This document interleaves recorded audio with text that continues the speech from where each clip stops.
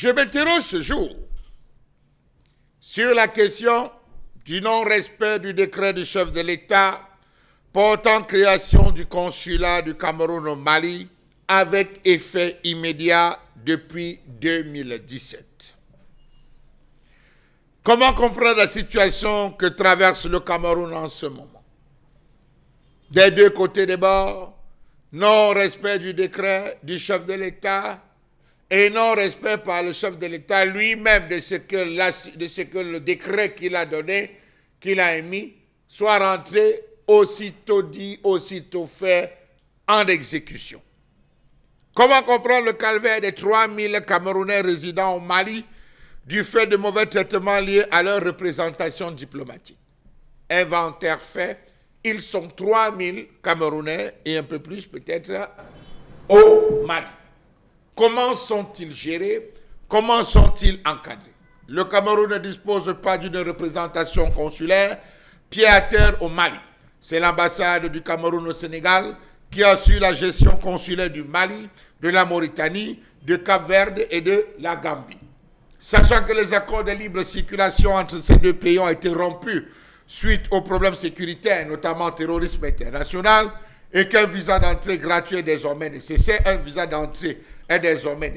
et au regard du nombre de Camerounais vivant au Mali, ce consulat s'imposait impérativement au vu des problèmes posés par les Camerounais. Mais hélas, le temps des créatures, le temps du président, on s'est retrouvé à se lasser, les problèmes se sont multipliés et aujourd'hui les Camerounais sont plus que dépassés. Comment comprendre que malgré le décret signé depuis au moins 5 ans par le chef de l'État, le président de la République, pour la création d'un consulat général du Cameroun au Mali, cela tarde à se matérialiser.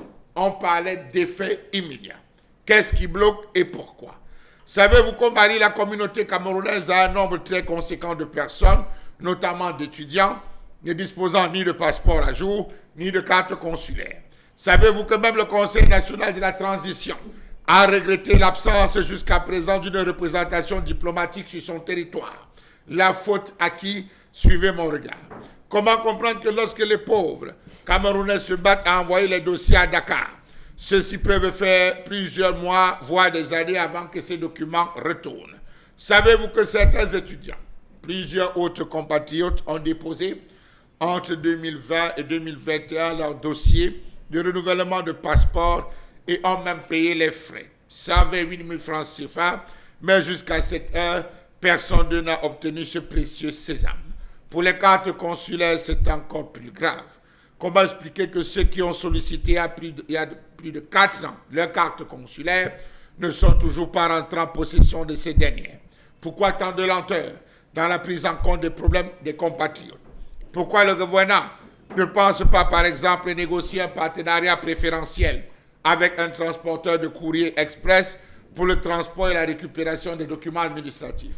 Pourquoi le gouvernement ne pense pas, par exemple, à reléguer ou déléguer à une ambassade d'un autre pays présent au Mali la réception des Camerounais pour le service d'état civil, notamment déclaration de naissance, émission de passeport, laissez-passer, demande de visa en octroyant le titre de consul honoraire à l'un de ces diplomates?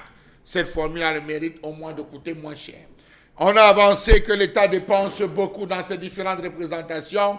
C'est un personnel détaché. C'est beaucoup de millions de francs CFA qui sont dépensés ainsi sans en avoir les bénéfices. Mais on vous parle de 3000 Camerounais qui demandent à être enregistrés, qui demandent à être encadrés. Mais hélas, un décret du chef de l'État signé depuis 2017 qui nécessite véritablement la création avec effet immédiat d'un consulat, rien sur le territoire. Ils sont obligés de se battre entre le Mali, le Sénégal, attendre que cela revienne, attendre qu'on se batte. Qu'en dira-t-on pour ceux qui sont en Mauritanie? Qu'en dira-t-on pour ceux qui se retrouvent en Gambie? Ils sont nombreux désormais qui souffrent à l'extérieur. Pourquoi ce décret n'est pas respecté? Pourquoi le chef de l'État lui-même ne s'est pas assuré que ce décret qu'il avait lui-même émis a été respecté?